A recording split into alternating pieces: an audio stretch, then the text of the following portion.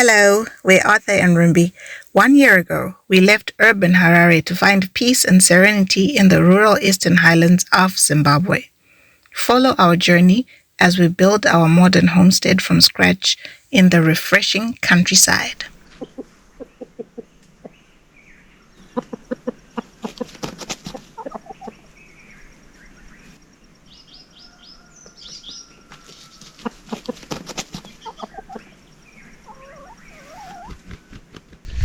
Good morning from the homestead. Morning. Okay, so this morning we're just going to be doing a little bit of chatting with you. We are actually in the yard within the homestead, in the land here. We are going to a place we've called the Lovers Rock, where we're going to look for somewhere to sit and just talk about a few things that have come up over time. We'll talk about our insights. You know, not everyone, but many people are interested in homesteading, and we see it from the comments, we see it from the discourse all across social media. So we're just gonna sit somewhere down there and talk about a few things that we hope are going to be very helpful to anyone looking to homestead.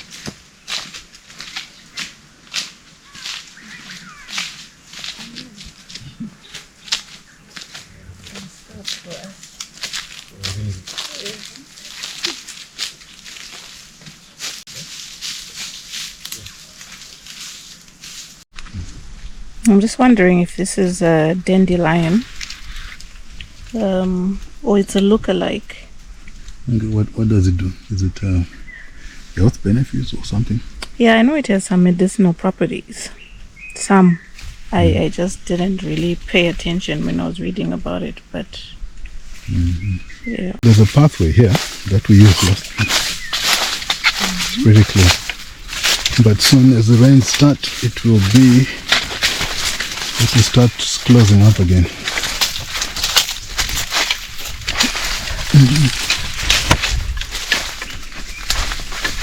And here we are.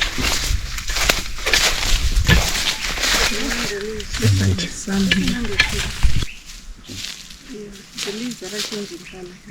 Oh yeah. It's getting ready. Yeah.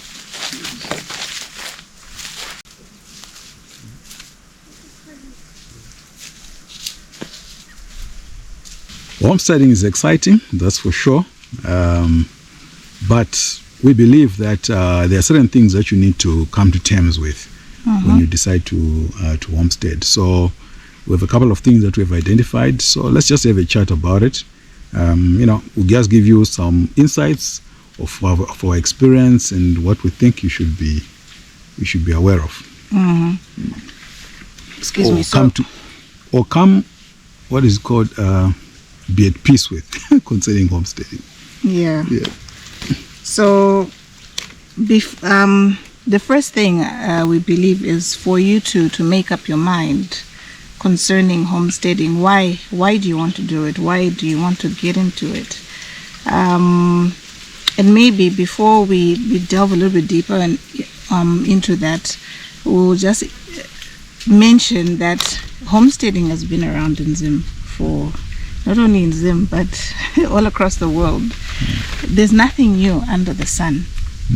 It's been there. It's only that it's somewhat only being revived more now because there's a lot of documentation that's happening. But homesteads have always been there. And people were doing it for one reason or the other. So here the why is why do you want to get into homesteading? And there are two groups, at least the way we see it. Maybe should we say two or three? Number one, which you will get into, is the philosophy of homesteading. Right? I won't say much about that since you're going to get into that. Number two could be maybe cost-wise. It is more manageable for you to go to a homestead, to have a homestead set up. Number three is maybe you've already been homesteading. through upbringing. That's where you grew up, from childhood until adult life, and you haven't lived any other life. That's all you've known. So there are those three categories. So if it's the cost side of things, maybe it's cheaper to get a piece of land in a rural area. It's cost-wise, when you're doing your groceries or things like that, it's cheaper again. You grow your own food and all of that. So that could be one section. And it's fact that it's cheaper. You did a video where you explained through your grocery shopping out here that we found things cheaper, 30 all the way up to 45%, depending on the item, cheaper than Harare. So it's obviously one of the reasons many people are choosing to do homesteading, to come out here and live in rural Zim, just to cut the key expenses of life by 30 to 45%, basically, yeah. And when you're constructing your house, you don't have to have inspectors. Yeah. Yes, I mean, you're not going to cut corners, obviously, because you need to live in this house and it has to be done up to spec. But it's not mandatory for you to have inspectors to come at certain stages to check off that it's been done and all. Yeah, so basically, there's no code out here when you're building. You build according to your taste, and so obviously the cost is much lower depending on how you approach it.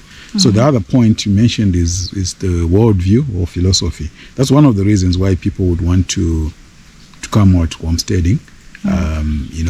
Remember, we're talking about things that you have to come to terms about or come to terms with concerning homesteading. So, worldview is about how do you see the world, what are the values that informs, your outlook of life, of how the world is.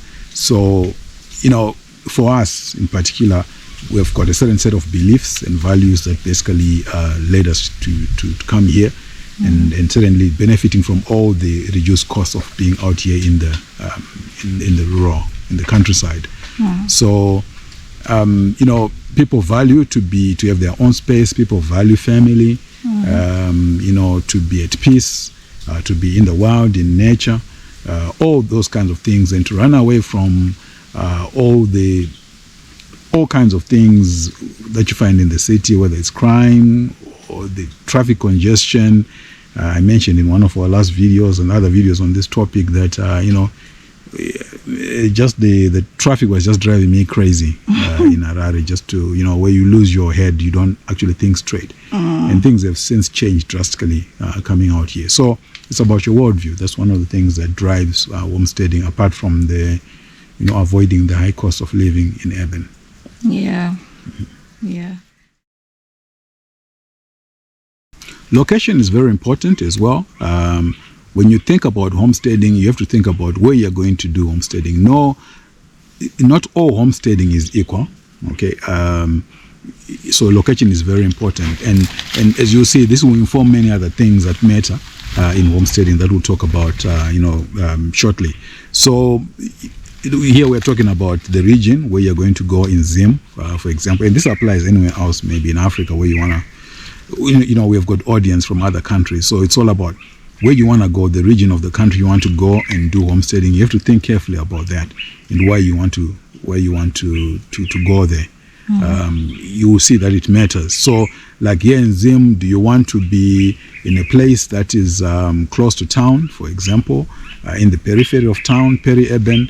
And there are pros and cons, around that. So, for example, if you are in peri-urban, rest assured that at some point, areas close to the cities are going to be crowded and congested again. If you're trying to run away from congestion, for example. So it's all about your values, the worldview that we've talked about. That informs where you're going to locate. So location is very important, and you have to think carefully about that. This is over and above other things that are applies to all situations. For example, do you have road access? Do you have water? Or can you have road access where it didn't exist? Or can you have access to water? For example, here where we are, there was no really viable road access, which we then had to work on and open it up. but we had the water. So there are things that you can do, there are things that you can change, and there's some things that you cannot change. So those are also important things to consider. So many people talk about being peri-urban. So you can be peri-urban, but don't like congestion. Okay, but basically what it means is that sooner or later congestion will catch up with you, because cities are always expanding, or urban settlements expand radially outside in a circle-like manner. So it's going to catch up. If you're running from anything to do with urban, if you're in peri-urban, with the way Zimbabwe is going at the moment, the cities and urban, it's going to catch up with you. So you have to think about that. It's important when homesteading as well.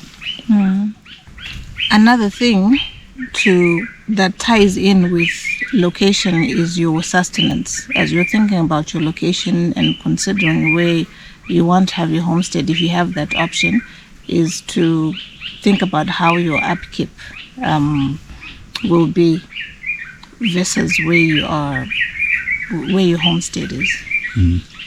Yeah. So talking about that as well, it then means that I think from the conversations we've had, the comments that people have made, one of the things that holds people back from homesteading is, how are they going to sustain themselves? How are they going to earn a living, for example? So, just our insights from what we've seen. Again, it will touch on location that we talked about earlier. So we kind of have, 4 or 5 things that can make you a living when you're homesteading out in the countryside. Obviously, the obvious one, number one, is agriculture. So this ties into the piece of land, how big it is and how productive it can become. It's either where you be having the homestead or elsewhere, but within the same vicinity. So people do homesteading, looking to agriculture for sustenance. So that's one way of thinking about it. And then there's also goods and services, which is also important. Is a way, as an opportunity to think about. So in Zim right now, the growth points are growing very fast. A lot of people in urban, they don't know this. You can only know about it if you travel outside of the city. For example, if you go to places like Chivu, if you go to places like here in Wande Valley. So there are locations that have got business centers or growth points that are growing, that are being driven by economic activity that is around those places. So naturally, that presents opportunity, for anyone who's homesteading. So if you're thinking about targeting the business centers or the growth points, your location will then have to be within the vicinity of that growth point, or at least accessible in a convenient way. Because there are opportunities there. For example, here where we are, there are people with bakeries, there are people with supermarkets, there are people, selling things, selling clothes. Buying and selling. Yeah, buying and selling, a lot of it actually, as is everywhere else in Zim. So when you're in a city like Harare, I've been 20 years in Harare, maybe 40 years combined in Harare, over 40 years, 25 years living in Harare for me, So when you come out here, you then begin to see that there's more to Zim than just what you get in Harare. There are basically plenty of opportunities. So yeah, goods and services, it's a commerce, basically. It's an opportunity that is out here in the countryside. But again, it ties into your location, so you have to think about that. If again it ties into agriculture, if you're producing something, you then also need to take it to the nearest growth point to market it, for example. So if you're doing tomatoes, if you're doing eggs, if you're closer to a very busy growth point, that's your immediate market, which can sustain you financially. Yeah, and under goods and services also, study if you're close to a growth point, study that area, see what is missing, and aim to produce or to supply that thing. For instance, if there could be a business center where they offer photocopying and printing, typing services, but you can come in there and offer an even better service. Like, that's what all business is about. Competition is healthy. Yeah. So you can get in there and offer that service, whatever it is. If you look just take time to study your business area, your growth point, and see what is missing, what would people possibly need. Even if it's another supermarket, offer it in a better way. We've seen it here also that some people who were in business for years, another competitor came in with a different approach, and now they're pretty busy and have expanded. So yeah, just do your research, study, and you could be surprised at what you can do. Yeah. Then there is another one, remote work.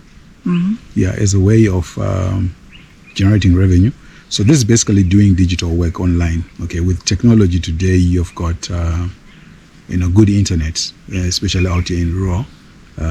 You can work online digitally and offer your services online digitally. So that's another way. So, but you can also still combine with the other things that we've talked about, to make a living. So there's also the other one, which is tourism.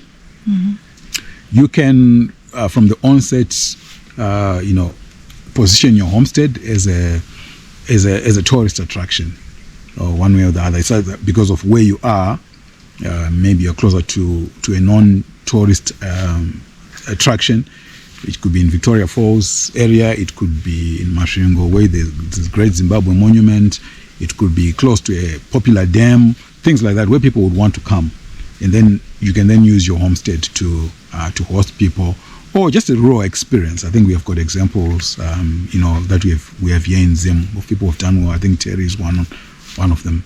So yeah, you can use tourism. You can position yourself as a tourist attraction or a hospitality, facility that people can come and use. So I mean, there are a lot of things that you could do and opportunities. Of course, some of the things require money, but there's potential there to actually make a living out of that. Another thing that is commonly asked and that people fail to come to terms with is, when they're considering homesteading, is how schooling will be done for those that have children that are of school-going age or that will soon be of school-going age. Schooling, that is definitely something that could get people's minds bogged down. So there are different approaches to this. The most conventional is that people grew up with, at least this part of the world, is sending the child to school, which could be day school. You drop them off to one of the local schools. And there are also now apart from government schools, there are a lot of private schools that mushroomed all across the country. So, even, by the way, even out here, there are lots of private schools, not the traditional private schools, but privately run schools. So some of them well organized too. So you need to do your research when you scout around in the area. So there's that option. There's boarding. If you want to go that route, whether you're going to send them to a boarding school that's further away from you or within the area. Some offer weekly boarding, some it's for the whole term. I think it just depends with your pocket and your preference as well. Then there's the homeschooling, which is what we have been doing since the very beginning. Those of you who've been with us from the beginning know that we have been homeschooling. And there are different ways to approach homeschooling. You can do it yourself if you feel you want to go that route. There's absolutely nothing wrong. You don't need any qualifications as such. That's one of the questions we've had a lot, that where did you study to be a teacher and all of that. The digital world has brought about a lot of change, especially in the education sector. So you can homeschool right off the bat until whichever level you want to get to. You can also, if you don't feel prepared to do that, you can then, two ways, you can bring in a tutor who stays with you. Maybe they come in once a week. or you have a little cottage done up for them. They live with you there, and they go away at certain, like, you can make your own arrangement. Schooling doesn't have to be so rigid, and you can make it very flexible, and children are learning at the same time. And with careers, would you say they're changing? Yeah, there's a lot of change. Absolutely. Yeah, because a child who is 6 years old today, you don't know what career they're going to be having in 20 years' time, because of how just the world, the global changes that are happening because of digitalization. Yeah. So I think with schooling, there really needs to be open-minded. Yeah, absolutely. And not to just stick to how. Yeah, when we were younger, we went to school from 8 to 1 p.m. or 8 to 3 p.m. and then we did this and we did that. But then there's now a lot more of practical applications to be learned in schools, or not necessarily in schools, but even as you're homeschooling. It's about broadening the minds of the children and showing them the possibilities and aligning them to as close as you can to the changes that are happening, because none of us know what it's going to be like later. So, and online? Yeah, it's another option as well. For example, like what our girls were doing last year towards their Cambridge IGCSE exams, or even before that, they had a tutor who would then come online with them, on a weekly basis. They would basically do the work themselves, but the teacher would then come and guide them where they had questions and things like that, over and above our side help we're given. So online with the digital developments, it's super doable, really, because all the issues people are complaining about, latency, that you talk over each other and things like that, but things are changing. If you've got Starlink, for example, this is extremely good technology that you can use for education. So I think that in addition to what Rumbi is saying here, that it's all about the worldview. It's all about the philosophy that you have about the world. I think that homesteading calls, apart from the reason for cost that you talked about, it calls for a certain worldview where you actually question the world. You have got a healthy questioning of the world systems, and you have got a healthy approach to interacting with world systems. To say, okay, I can have my own path. For example, education, the topic now is that, what is education for sure? What is it? What is it that we're trying to do with education? What does it mean for one to be educated? So these are questions that you have to ask yourself, because the world is changing rapidly. So as Rumbi was saying, a 6-year-old today would probably not do the same careers that many of us had or have today. It will be completely different. So you have to think about that. So that cannot hold you in hostage to say, I want to do homesteading, but I don't know what I'm going to do with school education, because the thing that you're preparing for is actually not going to be the same thing that will be available 5, 10, 15 years down the line. So yeah, I just advocate for a healthy questioning of world systems and to kind of chart your own way forward, which is freedom oriented. That's what homesteading is about, really. And once you test it, you'd love it. Yeah. You have a slice of it. Yeah. Yeah. So as a recap.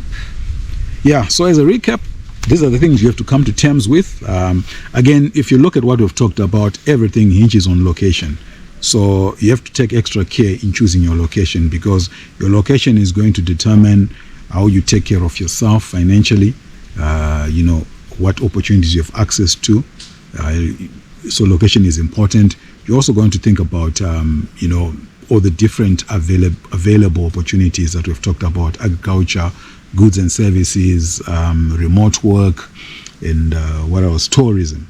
Okay, those are the things that you have to think about. Yeah, and of course we've touched on homeschooling is the options that are available on the table. Yeah. Thanks for watching, guys. Hope to see you on the next one when we bring you the update from the homestead. Take care.